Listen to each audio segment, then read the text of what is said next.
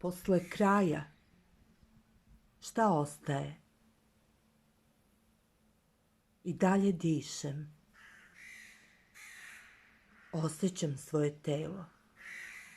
Živa sam. Drveće, trava, ptice, nebo. Nebo iznad mene. Uteha ili pretnja? Šta sledi? Ravnodušnost ili strast? Glasam za strast, za vatru koja se smerom gasi i opet pali.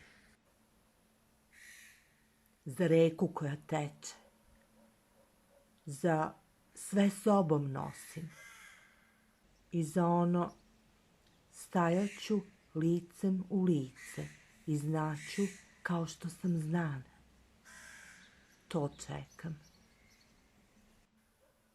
A do tada šaka boli, pregršt ljubavi, mrvice mudrosti i samo nebo iznad mene. Šta li ću poneti?